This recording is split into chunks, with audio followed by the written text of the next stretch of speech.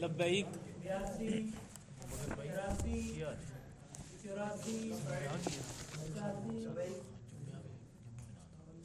87 87 88 89 90 91 92 لبیک 93 94 95 96 97 98 99 100 101 102 103 104 97 आगे 10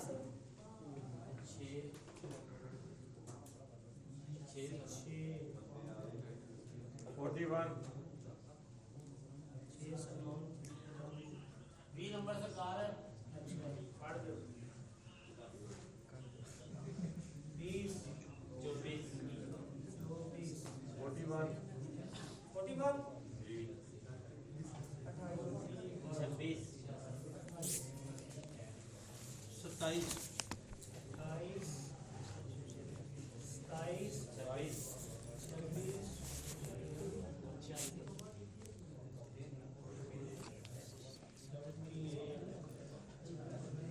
और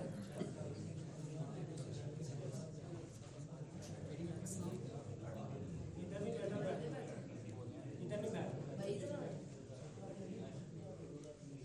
पीछे ले ले सावर भाई 20 लाख ही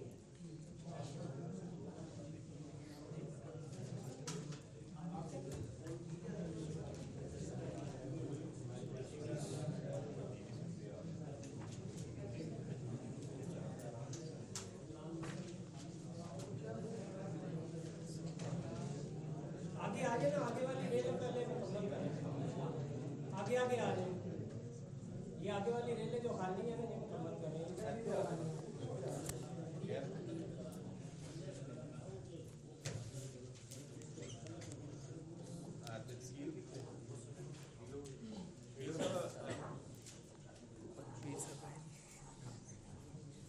الصلاة والسلام عليك يا رسول الله الصلاۃ والسلام علیک یا رسول اللہ وعلى آلك وأصحابك يا حبيب الله وعلی آلہ وصحبہ یا حبیب اللہ اللهم افتح علينا اللهم افتح علینا حكمتك وانشر علينا رحمتك يا ذا الجلال والإكرام اللهم افتح علينا اللهم افتح علینا حكمتك وانشر علينا رحمتك يا ذا الجلال والإكرام اللهم افتح علينا حكمتك وانشر علينا رحمتك يا ذا الجلال والإكرام الصلاة والسلام عليك يا نبي الله وعلى آلك وأصحابك يا نور الله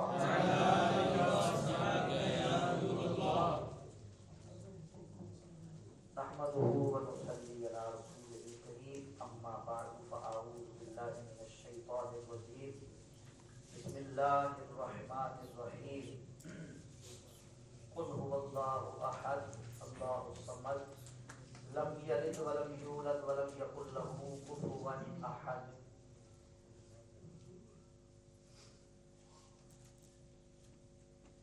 موضوع آپ سب کے یقیناً علم میں ہے کہ آج ہمارا کیا ہے. آج بھی شرک کے حوالے سے ہماری گفتگو ہوگی. مکمل یکسوئی کے ساتھ جیسے آپ شروع سے ہی سنجیدگی کے ساتھ سنتے آ رہے ہیں. بلا ضرورت بولنے سے اجتناب کریں,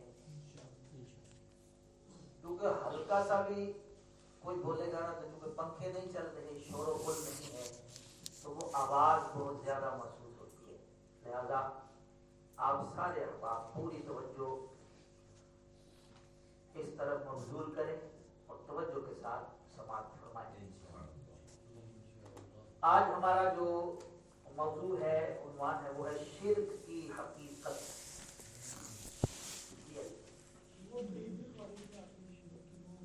میں لکھوا دیتا ہوں، شرک ظلم عظیم ہے۔ شرک جو ہے سب سے بڑا ظلم ہے، جو کہ بخشش و مغفرت سے مکمل محرومی کی وجہ اور جہنم میں ہمیشہ داخلے کا سبب ہے۔ لہذا یہ کوئی معمولی چیز نہیں کہ بغیر تحقیق کے خود ساختہ شبہات کی بنیاد پر کسی بھی مسلمان کو اس غلاظت میں لتھڑا ہوا قرار دے کر ہمیشہ کے لیے جہنم کا مستحق قرار دے دیا جائے۔ اور اس پر مزید یہ کہ جو لوگ یہ کام کرتے ہیں، بھئی بات بات پر مشرک کہہ دیتے ہیں مسلمانوں کو، تو وہ اپنے ان بے سر و پا شبہات کو قرآنی آیات کا غلط سہارا دے کر دلیلیں دیتے ہیں۔ یقیناً یہ انتہا درجے کی ناانصافی ہے، سنگین جرم ہے اور گناہ کبیرہ ہے۔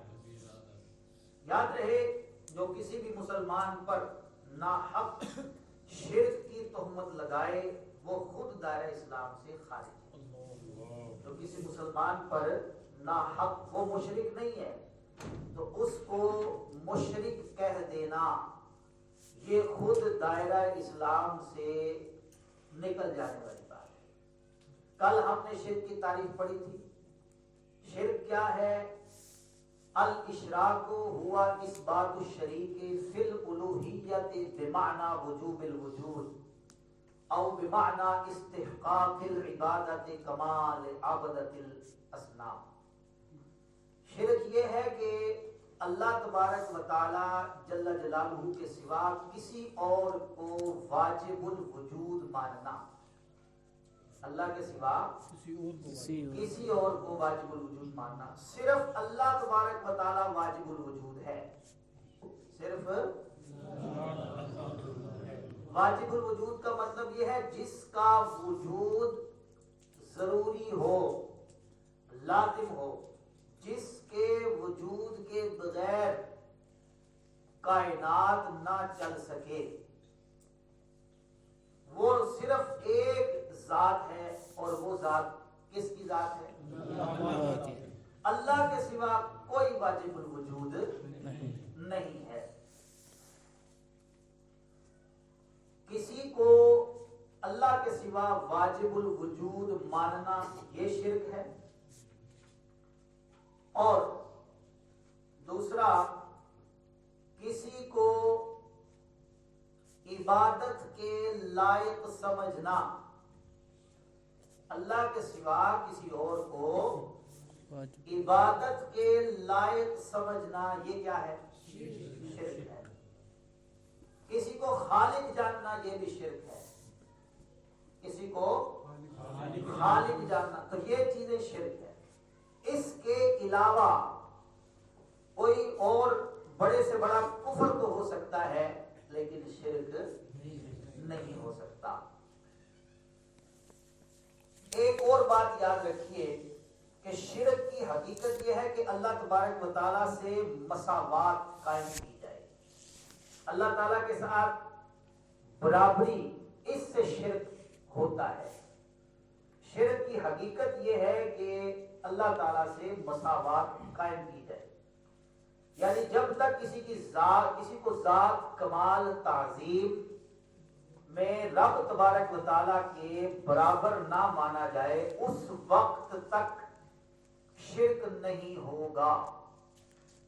جب تک کسی کی ایسی تعظیم نہ کی جائے کہ جس میں تعظیم اس قدر کر دی جائے کہ اس کو اللہ تبارک و تعالیٰ کے برابر ٹھہرا دیا جائے، اس وقت تک شرک نہیں ہوگا۔ اس کی دلیل قرآن مجید فرقان حمید سورۃ الشعراء کی آیت نمبر 97-98 ہے کہ یہ جو برابری ہوتی ہے نا، برابری، یہ شرک کی حقیقت ہے۔ قرآن مجید فرقان حمید نے مشرکین کے قول کو ذکر کیا ہے۔ وہ کہا کرتے تھے، یا وہ قیامت کے دن کہیں گے، تاللہ ان کننا لفی ضلال مبین اذ نسویکم برب العالمین، خدا کی قسم بے شک ہم کھلی گمراہی میں تھے کہ جب تمہیں اپنے بتوں سے وہ مشرکین کہیں گے کہ جب ہم تمہیں رب العالمین کے برابر ٹھہراتے تھے، اذ نسویکم برب العالمین، کہ ہم تم کو، کن کو، جن کو وہ پوجتے تھے مشرکین کہیں گے ہم تو کھلی گمراہی میں تھے کہ تمہیں رب العالمین کے، اذ نسویکم، ہم تمہیں برابر ٹھہراتے تھے۔ تو کیا پتہ چلا کہ شرک کی حقیقت جو ہے وہ کیا ہے؟ اللہ تعالیٰ سے برابری کا ہے۔ قرآن پاک میں شرک کی 5 صورتیں بیان کی گئی ہیں۔ کتنی جی؟ 5۔ اب ان کو بڑی توجہ کے ساتھ ذرا سمجھنا ہے۔ قرآن مجید فرقان حمید میں شرک کی 5 صورتیں، جو مشرکین جن شرک کی صورتوں کے اندر گرفتار تھے، وہ 5 قسم کی وہ صورتیں ہیں۔ نمبر 1، یہ لکھنا چاہیں تو آپ اپنے طور پر لکھتے جائیں، لیکن چونکہ یہ املا کا حصہ نہیں، لہذا پیچھے رہ جانے والے آواز نہ نکالیے گا کہ اب کیا ہے، آگے کیا ہے، پیچھے کیا۔ خود لکھنا چاہیں، میں یہاں بھی لکھ دیتا ہوں۔ قرآن پاک میں شرک کی 5 صورتیں بیان کی گئی ہیں۔ کتنی جی؟ 5۔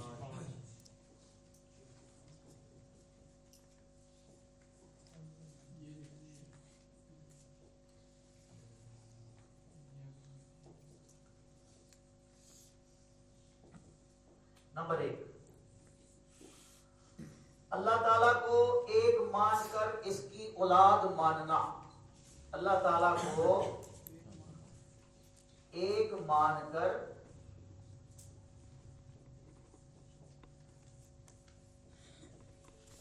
اس کی اولاد ماننا، کہ اللہ تعالیٰ کی کوئی اولاد ہے، یہ ماننا، یعنی اللہ کو بھی ماننا اور اس کے ساتھ اللہ تعالیٰ کی اولاد ماننا، یہ بھی کیا ہے؟ شرک ہے، اور یہ پہلی صورت ہے۔ دوسری صورت یہ ہے چند مستقل خالق ماننا۔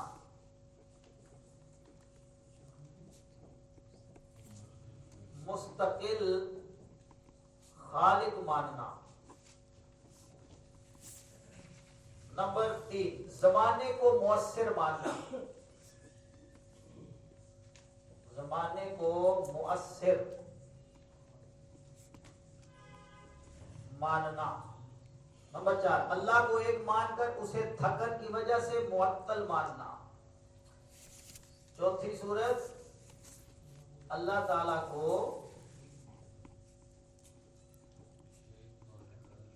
ایک مان کر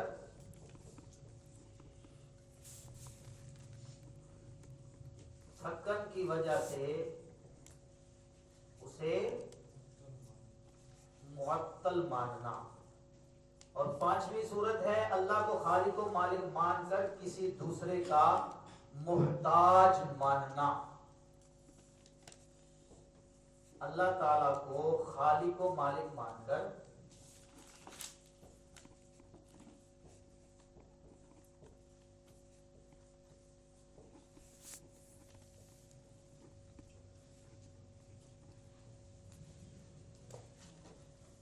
کسی دوسرے کا محتاج ماننا۔ یہ 5 صورتیں ہیں جی جو قرآن نے بیان کی ہیں۔ مشرکین ان میں سے کسی نہ کسی ایک شرک کے اندر مبتلا تھے۔ آج ہم انشاءاللہ شرک کی ان 5 صورتوں کو قرآنی آیات کی روشنی میں ان کے پس منظر کے ساتھ انشاءاللہ تبارک و تعالی پڑھنے سننے کی کوشش کریں گے.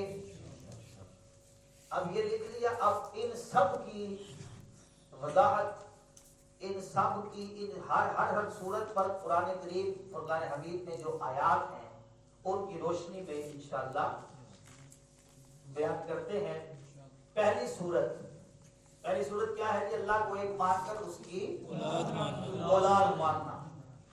اللہ تبارک و تعالیٰ کو ایک مانا، یہ تو توحید ہے، لیکن اس کے ساتھ اب باطل کو شامل کر لیا، حق کے ساتھ باطل کو ملا دیا. وہ باطل کو ملانا کیا ہے؟ کہ اس کے لیے اولاد ماننا. کسی کو خدا تبارک و تعالیٰ کا ہم جنس ماننا مشرکین عرب کے اندر یہ پایا جاتا تھا. اور مشرکین عرب فرشتوں کو خدا کی بیٹیاں کہا کرتے تھے. فرشتوں کو خدا تبارک و تعالیٰ کی بیٹیاں کہتے تھے. عیسائی حضرت عیسیٰ علیہ السلام کو اور یہودی حضرت عزیر علیہ السلام کو اللہ کا بیٹا قرار دیتے تھے. وہ توحید کے قائل تھے، اللہ کو تو ایک مانتے تھے، لیکن اس کے ساتھ وہ کیا کر رہے تھے؟ اللہ کے لیے اولاد مان رہے تھے. تو یہ شرک ہے. جیسا کہ قرآن مجید فرقان حمید میں اللہ تبارک و تعالی جل جلالہ فرماتا ہے،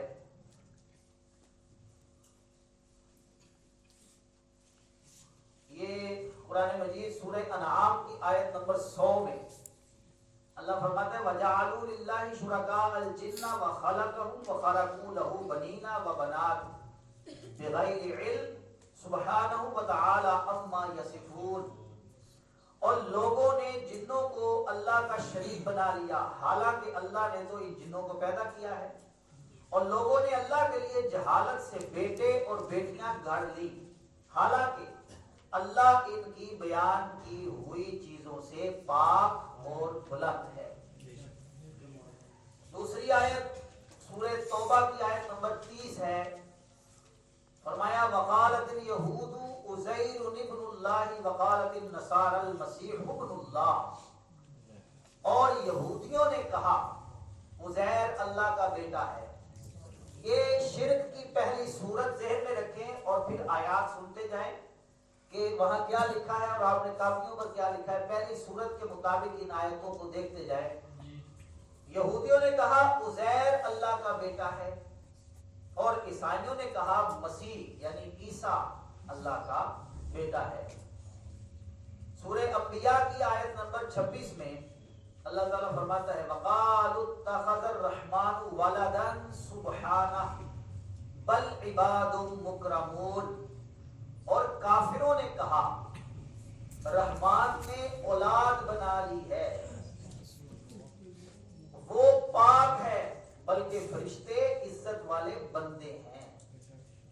وہ تو عزت والے بندے ہیں جن کو انہوں نے کیا کہا کہ وہ اللہ کی بیٹیاں ہیں. سورہ زخرف کی آیت نمبر 16 میں اللہ تبارک و تعالیٰ فرماتا ہے ام اتخذ مما یخلق بنات واصفاکم بالبنین. اس نے اپنے لیے اپنی مخلوق میں سے بیٹیاں لی اور تمہیں بیٹوں کے ساتھ خاص کیا. یہ ان مشرکین کا رد ہے کہ تمہیں تو وہ بیٹے دے اور اپنے لیے بیٹیاں.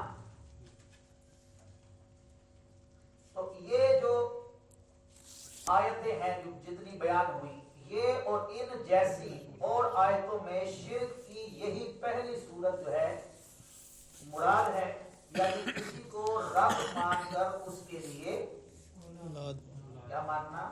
اولاد ماننا. اچھا جی، دوسری صورت کیا ہے؟ چاند مستقل خالق مان. اللہ تبارک و تعالیٰ کو ایک مان کر چاند مستقل خالق ماننا. خالق کون ہے؟ ہم پڑھ چکے ہیں اللہ ہی خالق ہے. اللہ ہی خالق ہے. اللہ کے علاوہ اور کسی کو خالق ماننا. یہ دوسری صورت.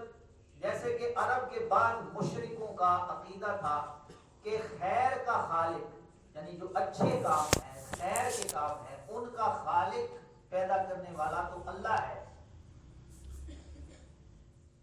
اور ان کا نظریہ یہ تھا کہ شر کا خالق کوئی دوسرا رب ہے, شر کا کوئی اور رب ہے. اب بھی جو پارسی مذہب والے ہیں نا ان کا یہی عقیدہ ہے.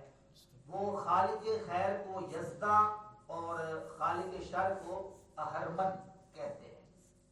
یہ پرانا مشرکین کا عقیدہ تھا جو اس وقت بھی پارسیوں کے اندر پایا جاتا ہے. اچھا, بعض مشرکین کہتے تھے کہ ہم اپنے برے اعمال کے خود خالق ہیں, کیونکہ ان کی سوچ یہ تھی کہ بری چیزوں کو پیدا کرنا برا ہے, لہذا ان کا خالق کوئی اور ہونا چاہیے. یہ ان کا نظریہ تھا جو کہ شرک ہے. اسی طرح بعض عیسائی تین خالقوں کے قائل تھے, جن میں سے ایک حضرت عیسیٰ علیہ السلام کو وہ خالق مانتے تھے, کیونکہ یہ لوگ اللہ تعالیٰ کے وصف خالقیت میں غیر کو شریک کرتے تھے, لہذا شرک کے اندر مبتلا تھے. اب اس شرک کی یہ جو دوسری صورت ہے اس پر قرآن مجید فرقان حمید کی آیات ملاحظہ فرمائیں. آپ نوٹ بھی کرتے جائیں تفصیل کے ساتھ. یہاں تو وقت اتنا ہی ہے, صرف آیت پڑھ دی جائے ترجمہ کر دیا جائے, باقی آپ لکھ لیں تو اس کو تفصیل کے ساتھ ضرور دیکھ کر آئیے. اللہ تبارک و تعالیٰ سورہ مائدہ کی آیت نمبر 17 میں ارشاد فرماتا ہے لَقَدْ كَفَرَ الَّذِينَ قَالُوا إِنَّ اللَّهَ هُوَ الْمَسِيحُ ابْنُ مَرْيَمَ. بے شک وہ لوگ کافر ہو گئے جنہوں نے کہا کہ اللہ ہی مسیح بن مریم ہے. قرآن نے کیا کہا کہ وہ لوگ کیا ہو گئے؟ کافر. دوسری آیت سورہ مائدہ کی آیت نمبر ہے 73. فرمایا لقد کفر الذین قالوا ان اللہ ثالث ثلاثہ.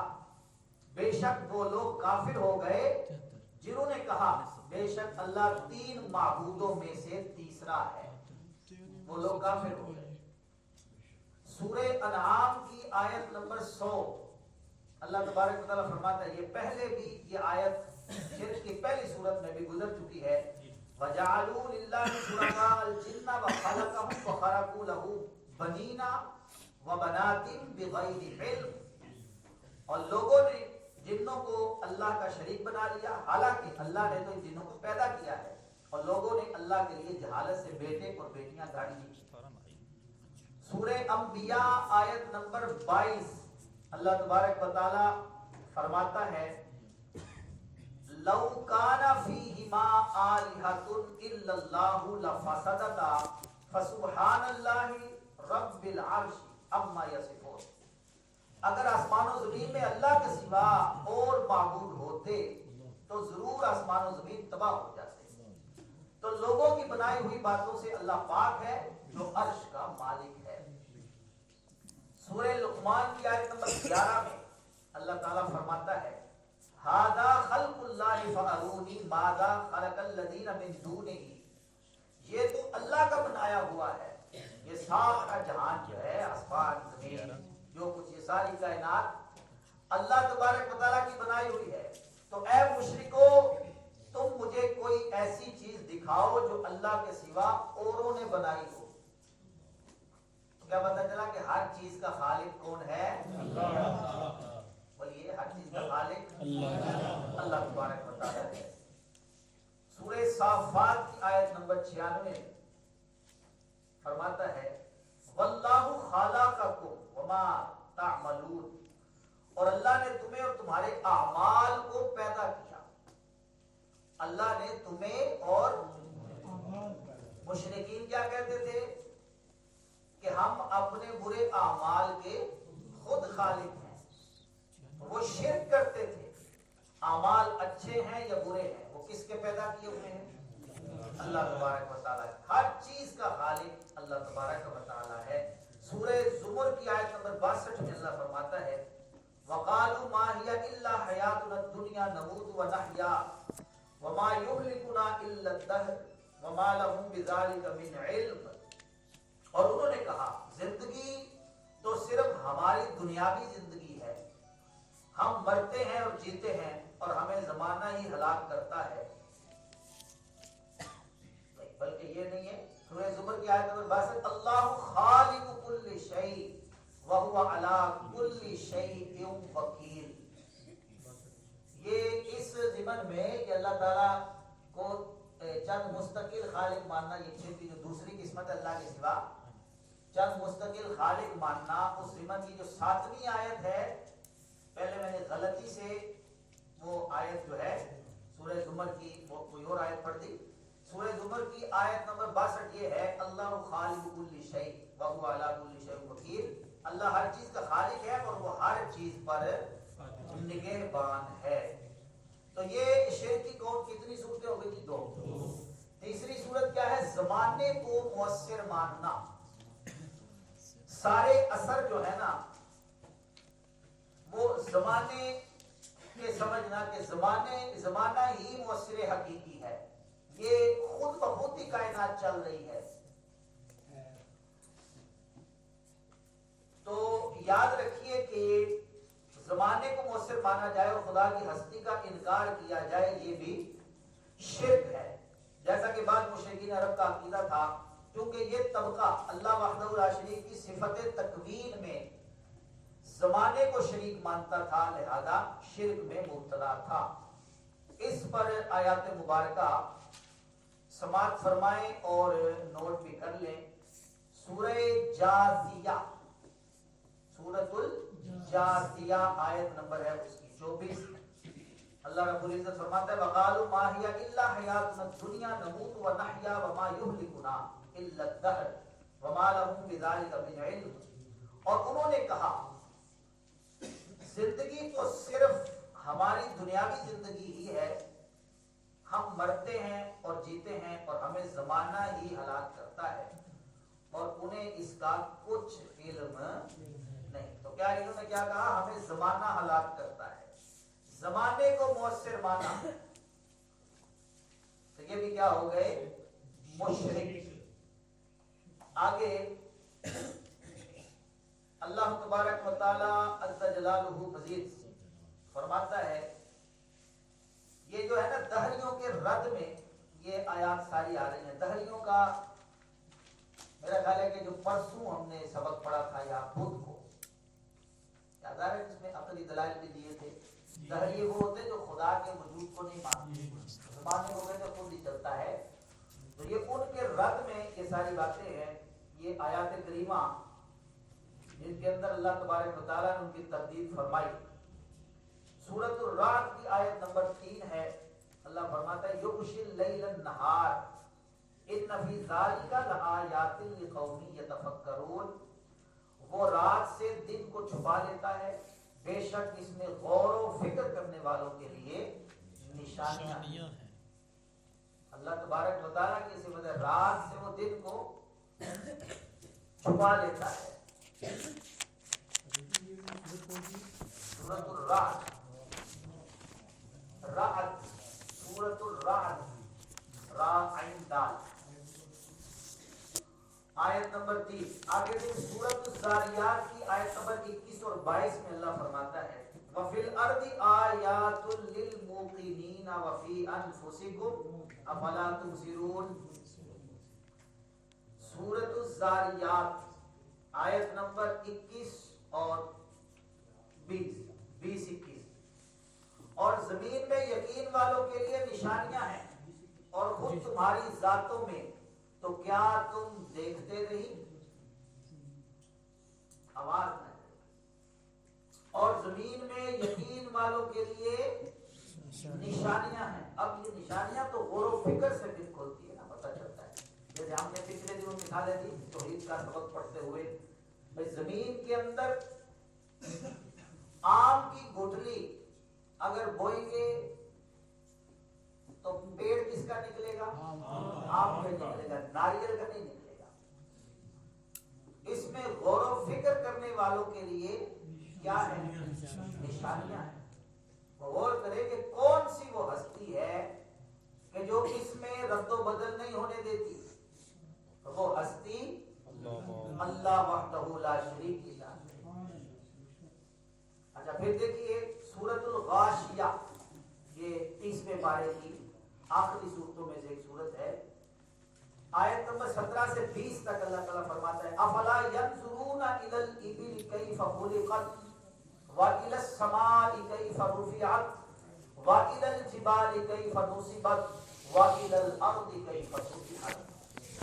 फरमाया तो क्या वो ऊंट को नहीं देखते कि कैसा बनाया गया है? ऊंट की तख्लीक में गौर व फिक्र करने वाले भी अल्लाह तबारक व तआला जल्ल जलालहू की हस्ती का जो राग है ना वो पा लेते हैं। और फरमाया और आसमान को कैसा ऊंचा किया गया है और पहाड़ों को कैसे कायम किया गया है।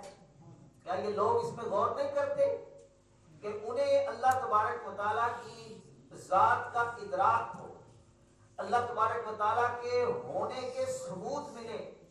फरमाया क्या वो इन चीजों में गौर नहीं करते? अफला यंजुरूना इलल इबिल कैफ खुलिकत, वो ऊंट की जो पैदाइश है, ऊंट को जिस अंदाज से तख्लीक किया गया है, क्या इसमें वो गौर नहीं करते? आसमान को नहीं देखते किस तरह ऊंचा किया गया है? वो पहाड़ों को नहीं देखते कि कैसे कायम किया गया है? क्या वो जमीन को नहीं देखते कैसे बिछाई गई है? तो ये सारी की सारी अल्लाह तबारक व तआला जल्ल जलालहू की निशानियां हैं जिन पर गौर फिक्र करने से अल्लाह तबारक व तआला के होने का पता चलता है।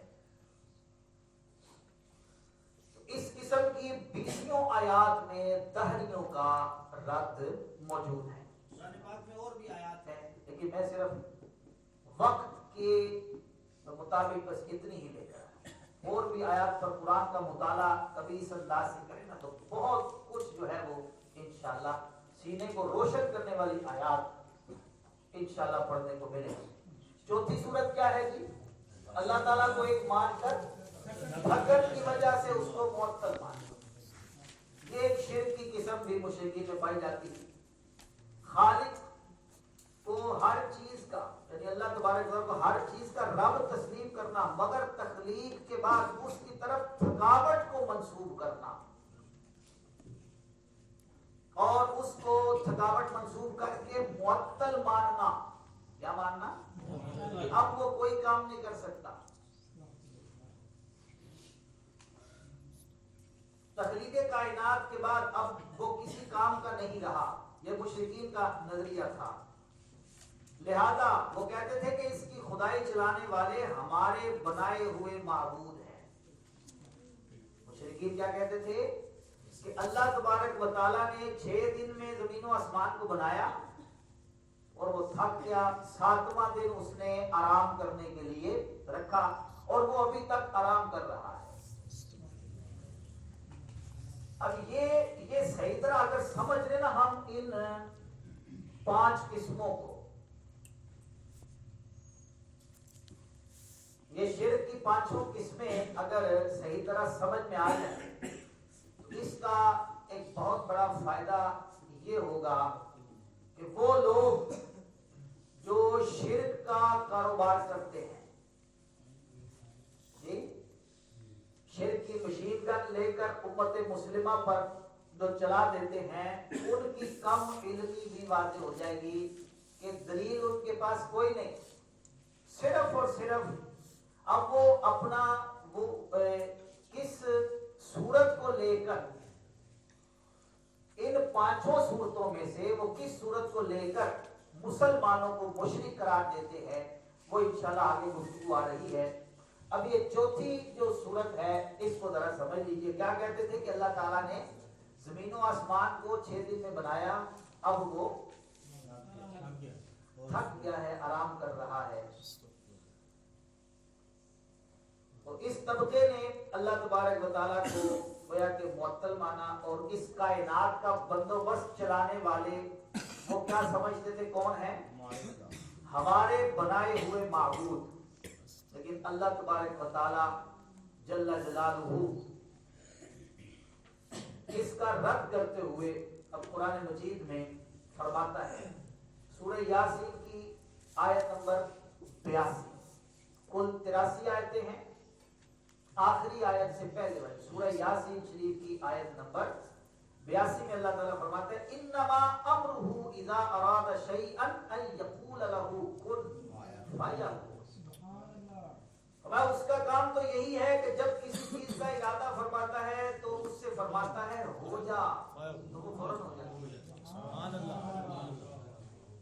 یہ اللہ کی ذات کیا ہے کہ وہ جب ارادہ فرماتا ہے کسی چیز کا تو اس سے فرماتا ہے ہو جا وہ ہو جاتی ہے. سورہ احقاف کی آیت نمبر 33 میں اللہ تعالیٰ فرماتا ہے اولم يروا ان الله الذي خلق السماوات والارض ولم يعي بخلقهن بقادر على ان يحيي الموتى. کیا انہوں نے نہیں دیکھا کہ وہ اللہ جس نے آسمان اور زمین بنائے اور اس کے بنانے میں نہ تھکا اور اس کے بنانے میں وہ نہ تھکا, وہ اس بات پر قادر ہے کہ مردوں کو زندہ کرے. اچھا یہ عقیدہ انہوں نے کس بنا پر اختیار کیا تھا؟ وہ یہ کہتے تھے کہ کیونکہ آخرت پر تو ان کا ایمان تھا نہیں, آخرت کو وہ نہیں مانتے تھے. جبکہ نبی پاک صلی اللہ تعالی علیہ وآلہ وسلم نے جب اللہ کی وحی ان کے سامنے بیان کی, توحید کا درس دیا, قرآن کے ہم نے بیان کیا تھا 3 بڑے بڑے مضامین ہیں, توحید, رسالت اور آخرت. قرآن کے جو بڑے بڑے 3 مضامین ہیں وہ کون سے ہیں؟ توحید, رسالت, آخرت اور آخرت. وہ آخرت کا جو ایک دن ہے نا, اس ایک دن کو منوانے کے لیے اللہ تعالیٰ نے 1000 آیتیں قرآن میں نازل کی. ایک دن کو آخرت کا دن ان کا نظریہ نہیں تھا, آخرت پر ان کا نظریہ نہیں تھا. انہوں نے کہا کہ جب ہم مر جائیں گے تو اللہ تبارک و تعالیٰ تو تھک چکا ہے, وہ ہمیں دوبارہ زندہ نہیں فرما سکے گا. حالانکہ یہ ان کی پرلے درجے کی کیا ہے؟ جہالت ہے. اس قسم کی جو آیات ہے نا, یہ سورہ قاف کی آیت نمبر 15, سورہ قاف کی آیت نمبر 38 میں بھی اسی بات کا رد کیا گیا ہے. تو اس قسم کے شرک کی تردید میں ایسی ہی آیات ہیں جن میں فرمایا گیا ہے کہ ہمیں عالم کے بنانے میں کسی قسم کی کوئی تھکاوٹ محسوس نہیں. اللہ تبارک و تعالیٰ نے فرمایا کہ کسی قسم کی کوئی تھکاوٹ نہیں پہنچی. اس قسم کے شرک قیامت کے منکر بھی تھے. اس قسم کے جو مشرک تھے وہ قیامت کے بھی منکر تھے, کیونکہ وہ یہ سمجھتے تھے کہ ایک دفعہ دنیا پیدا فرما کر حق تعالیٰ تھک چکا ہے اور اب دوبارہ کیسے بنا سکتا ہے. اس لیے فرمایا گیا کہ ہم تو صرف کن فرماتے ہیں اور جس کو کن کہتے ہیں وہ ہو جاتا ہے. جس کو ہم کن کہتے ہیں وہ ہو جاتا ہے. لہذا تھکن کیسی, لفظ ایک کن بھی تو فرمایا ہے, تو فرمایا کہ ہم دوبارہ پیدا کرنے پر بھی بدرجہ اولا قادر ہیں. کیونکہ یاد رکھیے اعادے سے نا ایجاد مشکل ہوتی ہے. اعادے سے دوبارہ کسی چیز کو بنانے سے پہلی مرتبہ بنانا مشکل ہوتا ہے. ایسے یہ اعادے سے ایجاد مشکل ہے, لیکن یہ کس کے لیے؟ مخلوق کے لیے. اللہ تعالیٰ کے لیے دونوں یکساں ہیں. نہ اس کے لیے ایجاد مشکل ہے نہ اس کے لیے اعادہ مشکل ہے, کیونکہ آسان اور مشکل یہ تو ان سے جو واسطہ پڑتا ہے وہ مخلوق کا پڑتا ہے, وہ محتاج کا پڑتا ہے, وہ بندوں کا پڑتا ہے. اللہ تبارک و تعالیٰ ان ساری چیزوں سے پاک ہے. اچھا جی, یہ جو 5ویں قسم آ رہی ہے نا شرک, وہ کیا ہے؟ اللہ تعالیٰ کو خالق و مالک مان کر اس کو کسی کا محتاج ماننا. ہر ذرے کا خالق اللہ تعالیٰ ہی کو ماننا، مگر ساتھ ساتھ یہ عقیدہ رکھنا کہ وہ اتنی بڑی کائنات کو اکیلا نہیں سنبھال سکتا۔ لہذا اللہ تعالیٰ نے اپنی مجبوری کی وجہ سے بعض بندے عالم کا نظام جو ہے وہ سنبھالنے کے لیے چن رکھے ہیں۔ جو بندہ ہونے کے باوجود اس پر دھونس جما سکتے ہیں، یعنی اگر وہ بندے ہم جیسوں کی شفاعت کریں تو رب کو مرعوب ہو کر ان کے روب میں آ کر ان کی بات کو ماننا پڑتا ہے، ورنہ اس کا نظام بگڑ جائے گا۔ وہ چاہے تو ہماری بگڑی بنا دیں اور ہماری مشکل کشائی کر دیں۔ یہ جو صورت ہے نا جی شرک کی، گویا ان کے نزدیک خدا تعالیٰ کی کائنات ایسے ہی ہے جیسے کسی ملک کی اسمبلی کا نظام نہیں چلتا۔ وہ سمجھتے ہیں، یہ مشرکین کی جو پانچویں قسم ہے، وہ یہ سمجھتے ہیں کہ خدا تعالیٰ کا یہ جو نظام ہے ایسے چل رہا ہے جیسے کسی ملک کی اسمبلی کا نظام ہوتا ہے کہ اسمبلی کے جو ممبر ہوتے ہیں اگرچہ وہ حاکم نہیں ہوتے، لیکن ملکی نظام میں ان کو دخل ضرور ہوتا ہے۔ کیوں جی؟ اپوزیشن جو ہے یہ حکومت کو کیا کیا کرنے پر مجبور نہیں کر دیتی، حالانکہ حاکم کون ہے؟ کون ہے؟ حکومت ہی ہے نا، لیکن اپوزیشن میں بیٹھے ہوئے ان کو ایسا مجبور کر دیتے ہیں۔ اب یہ میں نے سمجھانے کے لیے صرف بتایا آپ کو، یہ دیکھیے یہ جو قسم ہے نا مشرکین کی کہ اللہ تعالیٰ جل جلالہ کو خالق و مالک بھی ماننا، لیکن یہ کہنا کہ اکیلا اللہ ہی خالق و مالک نہیں ہے، اس کی مدد کرنے کے لیے ہمارے معبود بھی ہیں، اور ہمارے جو معبود ہیں یہ بت ہیں، یہ اگر ہماری شفاعت کرے اور ہمیں اللہ تبارک و تعالیٰ سے بچانا چاہیں تو اللہ تعالیٰ ان کی بات کو نہیں ٹالے گا اور اللہ ان کے روب میں آ کر ہمیں چھوڑ دے گا۔ یہ اس قسم کے جو مشرک تھے ان کا نظریہ یہ تھا۔ سمجھ میں آ رہی ہے جی بات؟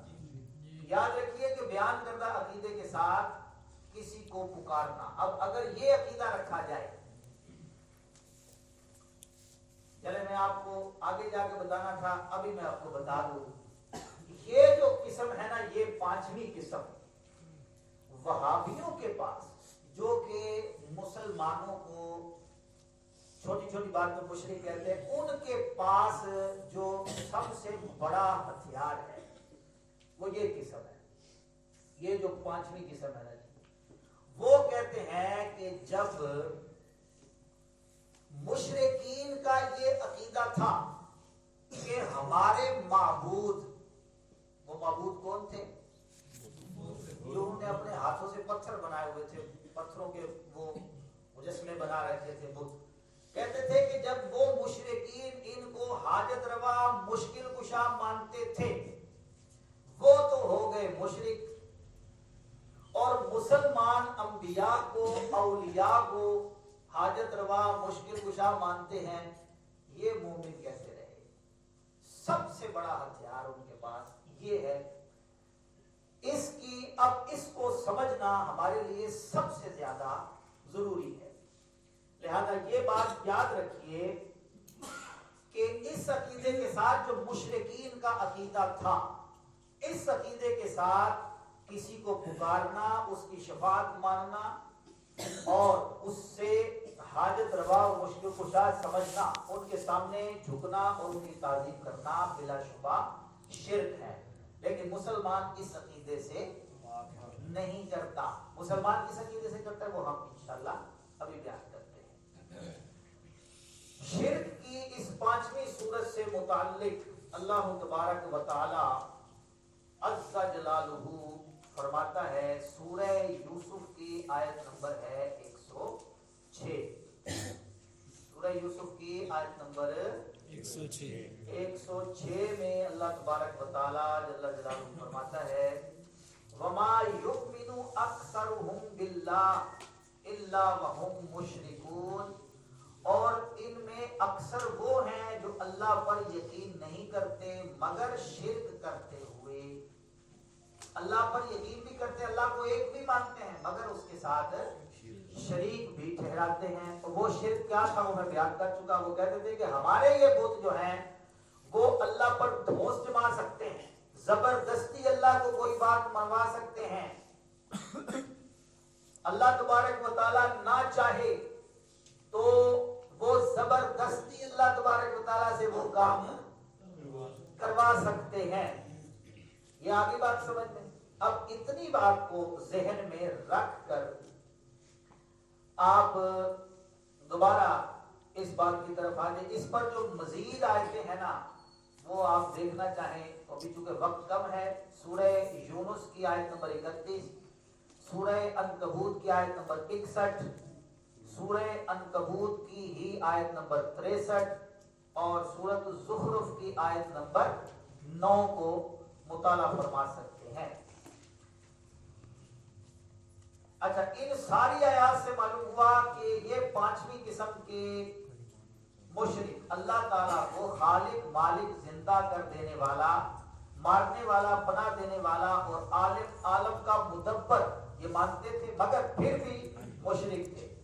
यानी ज़ात व सिफात का इकरार करने के बावजूद मुशरिक रहे। तो क्यों रहे? वजह है आपकी भाई अल्लाह तबारक व तआला को खालिक व मालिक मानने के बावजूद मुशरिक रहे तो क्यों रहे? सवाल बनता है। अब ये सवाल है, इसका जवाब भी हम लेते हैं कुरान।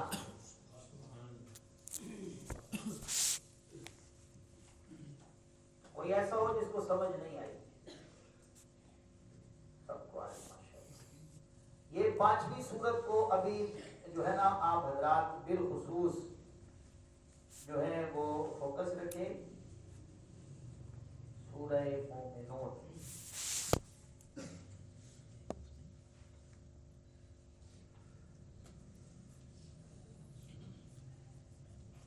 ये देखिए जी,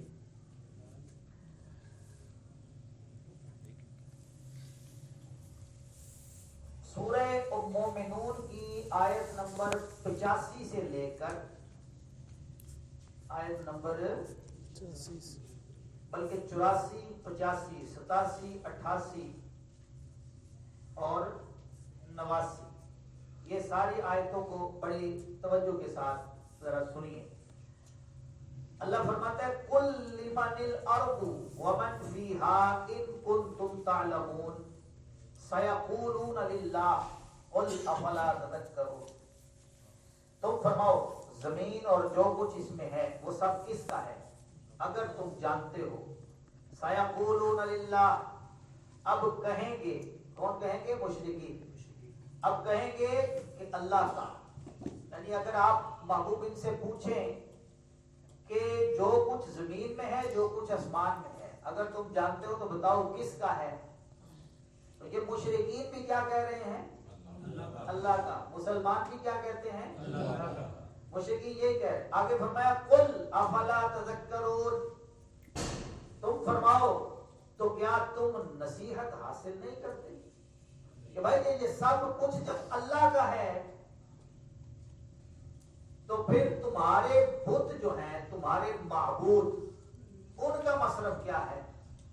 आगे फरमाया कुल मर रब्बुस समावाति सबई व रब्बुल अर्शिल अज़ीम, तुम फरमाओ सातों आसमानों का मालिक और अर्श अजीम का मालिक कौन है?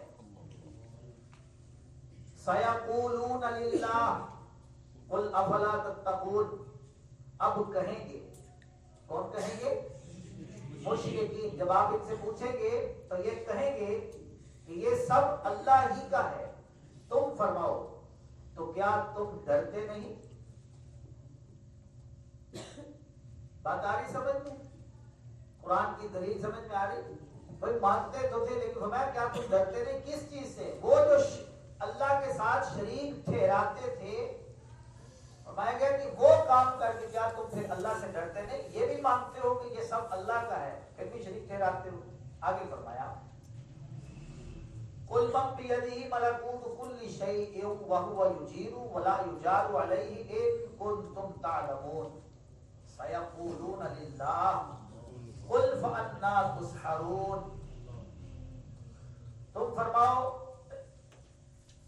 ہر چیز کی ملکیت کس کے ہاتھ میں ہے؟ اور وہ پناہ دیتا ہے اور اس کے خلاف پناہ نہیں دی جا سکتی۔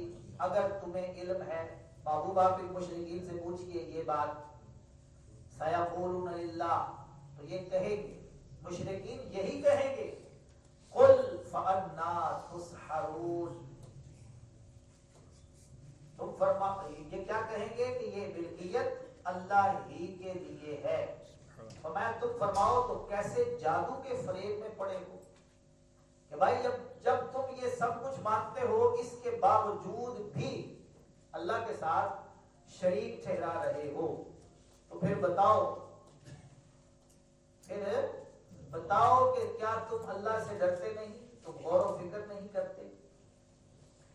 اچھا جی، اب ایک بات وہ یہ جو میں نے کہی تھی کہ یہی صورت اور اس کے متعلق جو آیتیں ہیں، انہی آیتوں کو پڑھ کر وہابیہ کیا کہتے ہیں کہ جناب اگر وہ مشرک تھے تو پھر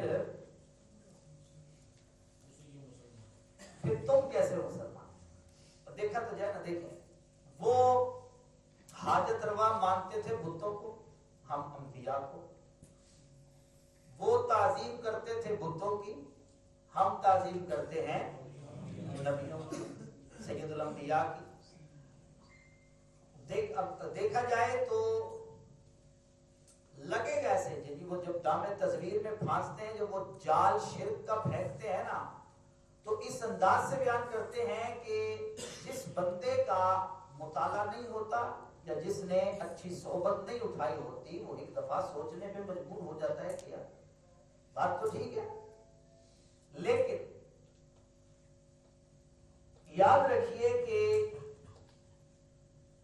یہ جو شبہ ہے نا، جب وہابیوں کی طرف سے یہ جو شبہ پھیلایا جاتا ہے، جو شبہ پیدا کیا جاتا ہے، تو مشرکین کے شرک میں اور مسلمانوں کے اعمال میں دو فرق ہیں۔ کیا ہے؟ مشرکین کے شرک میں اور مسلمان جو اعمال کرتے ہیں ان میں دو قسم کا فرق ہے۔ ایک فرق تو یہ ہے کہ مشرکین خدا کے دشمنوں یعنی خود ساختہ بتوں کو سفارشی اور وسیلہ سمجھتے تھے۔ کن کو سمجھتے تھے؟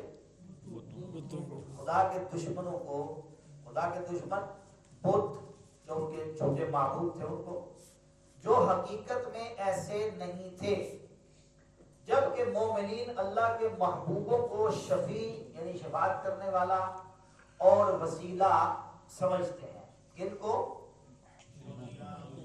انبیاء کو اور اولیاء کو۔ اور اب یہ انبیاء جو ہیں یہ اپنے اختیارات کو اللہ سے چھین کر تو نہیں لے کر آئے۔ اللہ سے کوئی چھین سکتا ہے؟ کوئی اللہ تبارک و تعالیٰ سے لڑ کے لے کے آئے ہیں؟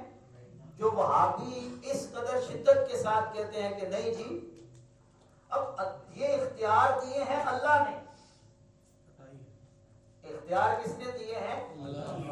اللہ نے اختیار دے کر بھیجا ہے ان کو کہ وہ شفاعت بھی کریں گے، وہ وسیلہ بھی بن سکتے ہیں۔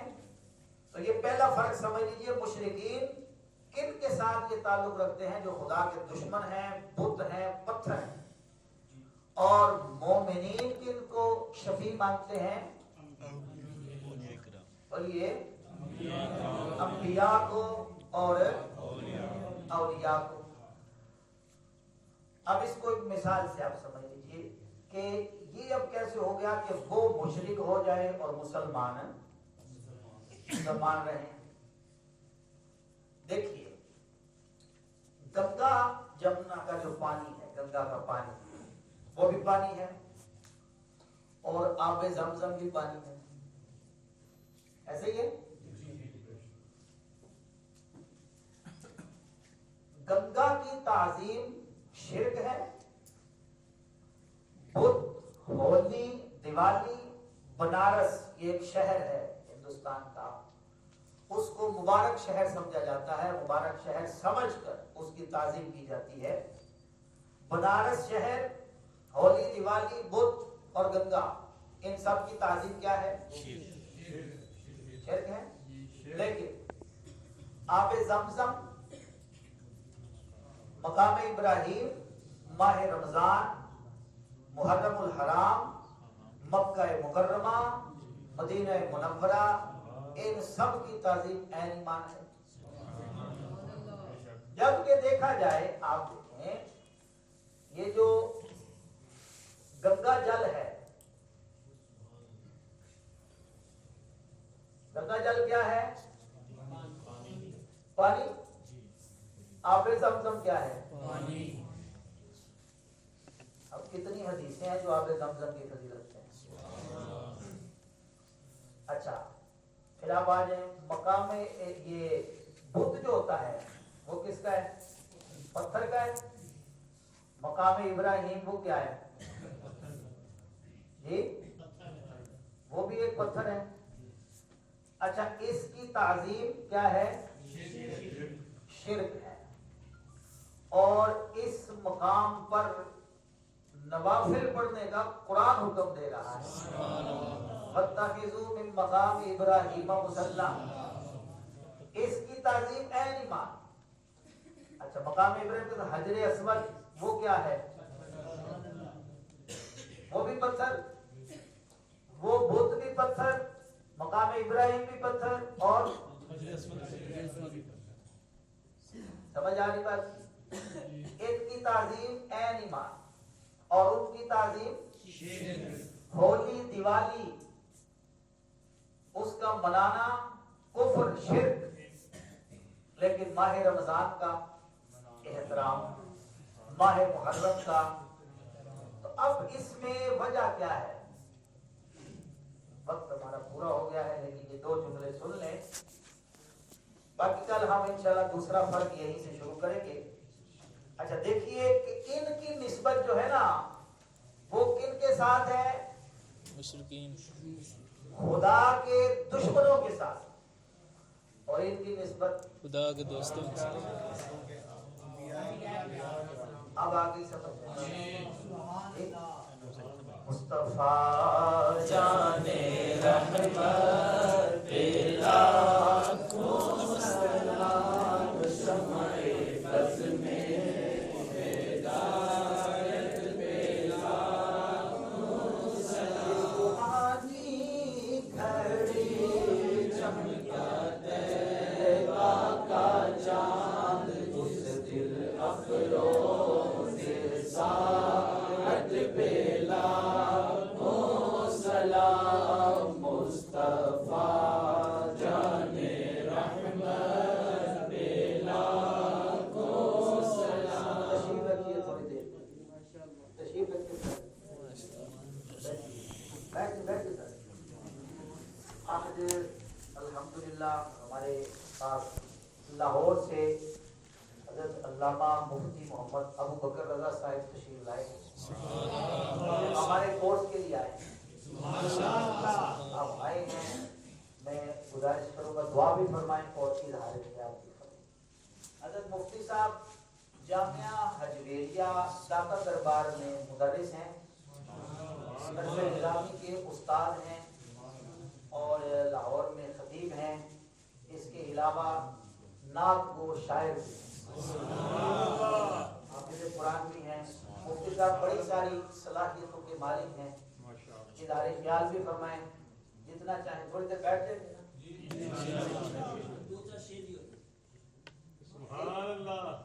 نہیں، نعت گو شاعر ہیں، نعت ترنم میں پڑھتے نہیں ہیں، ویسے سنا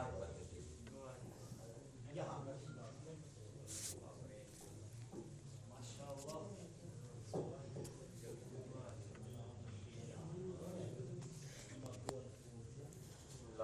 الرحمن الرحیم.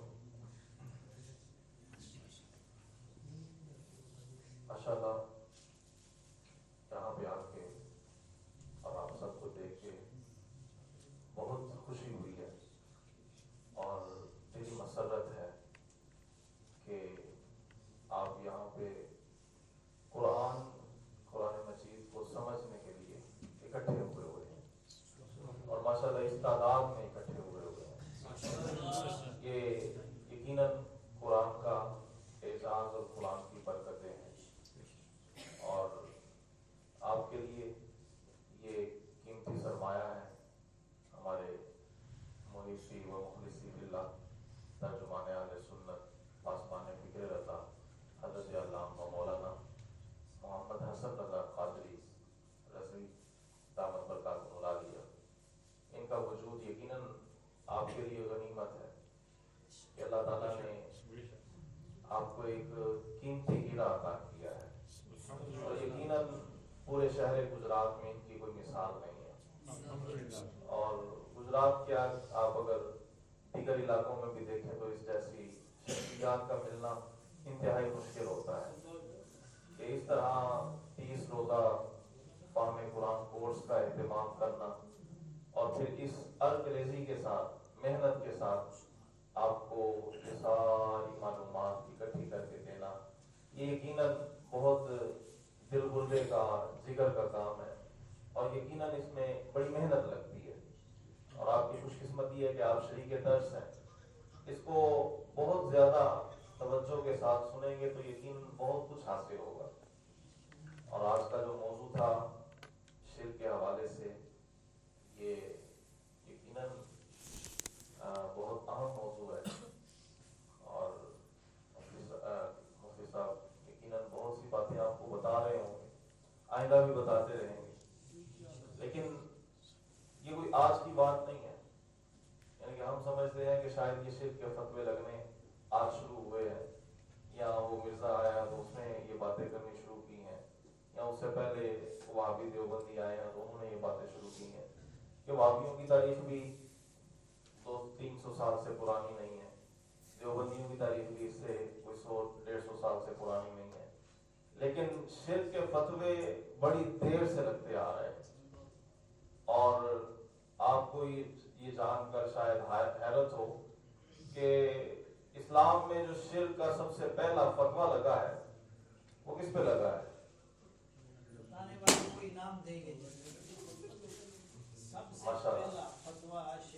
اسلام پہ جو شرک کا سب سے پہلا فتویٰ لگا، یعنی یہ کسی مسلمان پہ کسی نے جو شرک کا فتویٰ لگایا کس پہ لگایا؟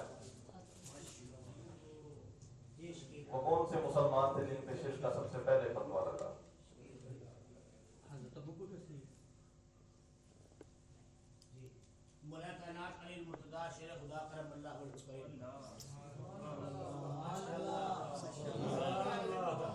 اب دیکھیں وہ ہستی کہ جن کو سرکار صلی اللہ تعالیٰ علیہ وسلم فرما رہے ہیں کہ یہ مدینہ العلم کے باب اور دروازے ہیں، جنہوں نے ساری زندگی آقا کریم صلی اللہ تعالیٰ علیہ وسلم کی آغوش تربیت میں گزاری ہے اور جنہوں نے قرآن و سنت کا سارا علم سرکار صلی اللہ تعالیٰ علیہ وسلم سے حاصل کیا ہے، اس مولا کائنات علی المرتضیٰ شیر خدا رضی اللہ تعالیٰ عنہ کہ جو فرماتے ہیں کہ اگر میں قرآن کی تفسیر تو بڑی دور کی بات ہے، اگر صرف قرآن میں جو سورہ فاتحہ کی تفسیر لکھنا شروع کروں تو 80 اونٹ اس کا بوجھ نہ اٹھا سکے. اتنی یعنی کہ اتنا علم اللہ تعالیٰ نے آپ کو عطا فرمایا. تو ان پہ سب سے پہلے شرک کا فتویٰ لگا اور کس نے لگایا؟ مسلمان تھے وہ بھی، اور صرف ایک وجہ سے کہ حضرت علی المرتضیٰ رضی اللہ تعالیٰ عنہ کا چونکہ کچھ مسئلہ ہوا تھا حضرت امیر معاویہ رضی اللہ تعالیٰ عنہ کے ساتھ، تو دونوں نے حکم مقرر کیے. دونوں نے کہا جی کہ ہم ثالث مقرر کر لیتے ہیں، وہ ثالث فیصلہ کریں گے. تو یہ خوارج خارجی اٹھے اور انہوں نے اٹھ کے دعویٰ کر دیا، انہوں نے کہا کہ ان الحکم الا للہ، چونکہ قرآن میں ہے 3 جگہ پہ قرآن میں یہ آیت ہے کہ ان الحکم الا للہ، کہ فیصلہ صرف اللہ کا ہے. لیے کوئی تیسرا بندہ مقرر کیا ہے تو لہٰذا انہوں نے شرک کیا. ان کے نزدیک حضرت علی بھی شرک مشرک تھے, ان کے نزدیک حضرت امیر معاویہ بھی مشرک تھے, اور جن کو انہوں نے ثالث مقرر کیا تھا وہ بھی ان کے نزدیک مشرک تھے. اور باقاعدہ صرف انہوں نے فتویٰ نہیں لگایا بلکہ باقاعدہ ٹیم مقرر کی اور ان کو شہید کرنے کی کوشش بھی کی. حضرت علی انہی کے ہاتھوں شہید ہوئے, انہی کے ہاتھوں حضرت علی رضی اللہ تعالیٰ عنہ کی شہادت ہوئی ہے. حضرت امیر معاویہ کو بھی اسی دن شہید کرنے کا پروگرام تھا, لیکن اللہ تعالیٰ نے ان کی ابھی عمر رکھی تھی, بچ گئے. تو یعنی کہ وہ جو شرک کے فتوے لگانے کی یہ جو مشین چلی ہے, یہ جو فیکٹری چلی ہے, یہ آج سے نہیں ہے. اور ان لوگوں پہ فتوے لگائے گئے ہیں کہ جو اس امت کے سب سے بڑے عالم ہیں, یعنی کہ جن کو اللہ اور اس کے رسول صلی اللہ تعالیٰ علیہ وسلم کے دین کا سب سے زیادہ پتہ ہے, ان پر بھی یہ شرک کے فتوے لگے ہیں. تو آپ کیا سمجھ سکتے ہیں کہ انہوں نے شرک کا فتویٰ صحیح لگایا؟ آپ حضرت علی رضی اللہ تعالیٰ نے بتایا ان کو, صحابہ نے جن کے پاس دین تھا انہوں نے کہا کہ اللہ تعالیٰ نے صرف قرآن میں ان الحکم الا للہ نہیں فرمایا, بلکہ اللہ تعالیٰ نے دوسری آیات میں خود حکم مقرر کرنے کا حکم بھی دیا ہے. کہ میاں بیوی کی ناچاکی کا جہاں پہ اللہ تعالیٰ نے ذکر فرمایا تو فرمایا کہ وہاں پہ اللہ رب العزت نے ارشاد فرمایا کہ فَوَعَثُوا حَكَمًا مِّنْ أَهْلِهِ وَحَكَمًا مِّنْ أَهْلِهَا, کہ ایک حکم عورت کے خاندان سے مقرر کر لیا جائے, ایک حکم مرد کے خاندان سے مقرر کر لیا جائے, وہ صلح کروانے کی کوشش کرے تو اللہ تعالیٰ ان کے درمیان صلح کی کیفیت اور صورت پیدا فرما دے گا. تو وہاں پہ اللہ تعالیٰ نے خود حکم مقرر کیا ہے. تو جب ایک عورت اور مرد کے معاملے میں حکم مقرر کیا جا سکتا ہے تو اتنی بڑی امت کے معاملے میں حکم مقرر کیوں نہیں کیا جا سکتا؟ اب چونکہ وہ قرآن و سنت, یہ بھی قرآن تھا وہ بھی قرآن تھا, لیکن وہ صرف اپنی مرضی کا قرآن پڑھ رہے تھے. تو اس وجہ سے ان لوگوں نے شروع سے ہی امت کو گمراہ کرنے کا ٹھیکہ لیا ہوا ہے. اور ہمارے وہ لوگ جو بولے بالے ہوتے ہیں, یعنی کہ جو صرف ایک طرف کی سن لیتے ہیں, وہ ان کے دامِ تصویر میں بڑی آسانی سے پھنس جاتے ہیں آگے. لیکن ضرورت اسی بات کی ہے کہ اس جیسے کورس اگر ہوتے رہے تو یقیناً پھر ان جیسے لوگوں کو اپنی گمراہی پھیلانے میں زیادہ موقع نہیں ملے گا. اور ان لوگوں کا ایک علاج یہ بھی ہے کہ ان کی باتوں پہ کان نہ دھرا جائے اور ان کا بائیکاٹ کیا جائے. اور یہ علاج فاروقی ہے, یہ فاروقی علاج ہے. حضرت سیدنا فاروق اعظم رضی اللہ تعالیٰ عنہ, مسند دارمی میں یہ واقعہ ذکر کیا گیا ہے کہ حضرت فاروق اعظم رضی اللہ تعالیٰ عنہ کا دور خلافت تھا. تو ایک شخص وہ مدینہ طیبہ میں آیا اور اس نے اہل علم صحابہ سے جن کے پاس قرآن کا علم تھا ان کے پاس اٹھنا بیٹھنا شروع کیا. تو اٹھتے بیٹھتے ان کی باتیں سنتا, آیات قرآن کا علم حاصل کرتا, اور پھر وہ جو آیات متشابہات تھیں, جو متشابہ آیتیں تھیں, ان پہ زیادہ فوکس کرتا اور ان کو لے کے تو اعتراض کرنا شروع کر دیتا. اور پھر جو سیدھے سادھے مسلمان, نئے نئے مسلمان تھے, ان کو وہ متشابہ آیات لے کے تو گمراہ کرنے کی کوشش کرتا. حضرت فاروق اعظم رضی اللہ تعالیٰ عنہ کو پتہ چلا تو آپ نے اس کو بلا لیا. شہادتیں اکٹھی ہوئی کہ یہ بندہ اس طرح لوگوں کو گمراہ کرنے کی, آیات متشابہات سے گمراہ کرنے کی کوشش کر رہا ہے. فاروق اعظم رضی اللہ تعالیٰ نے بلا لیا اور اس کو بلانے سے پہلے کچھ 4-5 اپنے پاس نا کھجور کی چھڑیاں وہ تیار رکھی. آیا اور پوچھا کون ہو؟ کہنے لگا عبداللہ, اللہ کا بندہ ہوں, لوگ مجھے صبح ہی کہتے ہیں. تو فرمایا میں بھی اللہ کا بندہ ہوں, لوگ مجھے عمر کہتے ہیں. پکڑا اور ٹکا کے اس کی نہ پٹائی کی, اچھی خاصی اس کی پٹائی کی, یہاں تک کہ اس کے سر سے خون نکلنا شروع ہو گیا. اتنا مارا, وہ 4-5 سوٹیاں ساری اس پر توڑ دی, اتنا مارا. مار کے تو کہا گیا اب اس کو قید کر لو, بند کر دیا گیا. جب اس کے زخم ٹھیک ہوئے پھر بلا لیا اور پھر اس کو اسی طرح پٹائی کی, ٹکا کے. تو 3 مرتبہ اس کی پٹائی کی. تو کہنے لگا جی حضرت اگر تو مارنا ہے تو مار دیں اور مجھے مار دیں, لیکن اگر آپ میری اصلاح چاہتے ہیں تو میری اصلاح ہو, میں اب ایسی کوئی بات نہیں کروں گا, اب میں کوئی ایسا کام نہیں کروں گا. حضرت فاروق اعظم رضی اللہ تعالیٰ نے فرمایا ٹھیک ہے. بصرہ کی طرف کا تھا, آپ نے ادھر اس کو واپس بھیج دیا. لیکن حضرت جو ابو موسیٰ اشعری تھے, بصرہ کے حاکم اور گورنر تھے, ان کو حکم بندہ اس کے پاس نہ بیٹھے، اس کی بات نہ سنے، کسی کو اس سے بات کرنے کی اجازت نہیں۔ تو حضرت ابو موسیٰ اشعری نے اس حکم پہ عمل کروایا، لوگوں کو سختی سے منع کر دیا گیا۔ لوگ اب ہوتا یہ تھا کہ وہ آتا تھا تو ساری محفل خالی ہو جاتی تھی، کسی محفل میں آ کے بیٹھتا تھا لوگ سارے اٹھ کے چلے جاتے تھے، کوئی اس سے بات نہیں کرتا تھا۔ پھر اس نے آ کے توبہ کی، کہا جی آئندہ میں ایسی کوئی حرکت نہیں کروں گا۔ پھر وہ اپنا عقیدہ صحیح کیا تو حضرت فاروق اعظم رضی اللہ تعالیٰ نے اس کے بائیکاٹ ختم کرنے کی اجازت عطا فرمائی۔ تو یہ فاروقی علاج ہے ان لوگوں کے لیے کہ جو گمراہ کرتے ہیں، کہ ان کا بائیکاٹ کیا جائے، ان کو سنا ہی نہ جائے، ان کے باتوں پہ کان ہی نہ کرے جائے، اور یہ اس طرح کی کوششیں ہوتی رہیں تو یقیناً ہمارا دین بھی بچا رہے گا، ایمان بھی بچا رہے گا۔ اللہ تبارک و تعالیٰ ہمیں دین کی اسی طرح دین کو سیکھنے کی، سمجھنے کی جو ہمت ہے یہ زیادہ سے زیادہ رکھنے کی توفیق عطا فرمائے۔ الحمدللہ رب العالمین، والصلاۃ والسلام علی سید الانبیاء والمرسلین وعلی آلہ واصحابہ اجمعین۔ اللہم ربنا آتنا فی الدنیا حسنہ وفی الآخرۃ حسنہ وقنا عذاب النار۔ اللہم انا نسألک علما نافعا وعملا متقبلا وشفاء من کل داء۔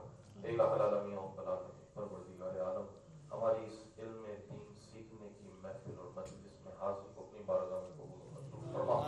اے الہ العالمین، قرآن مجید سیکھنے کے اس جذبے کو مزید چار چاند لگا۔ اے الہ العالمین، قرآن مجید کا صحیح فہم سمجھنے کی، صحیح فہم حاصل کر کے اس پر عمل کرنے کا جذبہ نصیب فرما۔ اے الہ العالمین، قرآن مجید کی اس فہم اور تفہیم کو آگے پھیلانے کی توفیق عطا فرما۔ اے الہ العالمین، جنہوں نے بھی اس پروگرام کو سجانے میں اپنا کردار ادا کیا ہے، اے الہ العالمین ان کو اس کا بہترین اجر عطا فرما، دنیا و آخرت کی سعادتیں بھلائیاں نصیب فرما۔ بالخصوص ہمارے عظیم دوست جناب حضرت علامہ مولانا محمد حسن رضا قادری دامت برکاتہ العالیہ، مالک و مولا ان کا سایہ خاطر قائم و دائم فرما۔ اے الہ العالمین کے خلوص اور اخلاص میں مزید برکتیں عطا فرما۔ اے الہ العالمین، علم دین کی مزید خدمت کرنے کی توفیق عطا فرما، اور ان تمام مسائی جمیلہ کو قبول فرما کے ان کے لیے توشہ آخرت بنا۔ اے الہ العالمین، ہم سب کو علم نافع نصیب فرما اور اپنے علم پہ عمل کرنے کی توفیق نصیب فرما۔ اللہم تقبل منا انک انت السمیع العلیم وتب علینا انک انت التواب الرحیم، وصلی اللہ تعالی علی خیر خلقہ سیدنا و مولانا